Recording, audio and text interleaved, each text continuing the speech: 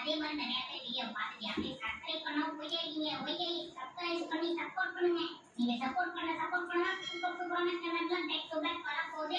அதெல்லாம் மிஸ் பண்ணா பார்க்கணும்னா பெல் சிம்பிள் ஆல்ல போட்டு வச்சுக்கோங்க. அப்போ உங்களுக்கு நோட்டிஃபிகேஷன் வரும். சரி வாங்க இப்போ நம்ம போய் அடுத்த போக்கேமான் கேம் பிடிக்க ஆரம்பிக்கலாம். இந்த சேனலை பத்தி தான் நான் கடை கூட்டு வந்துட்டேன்.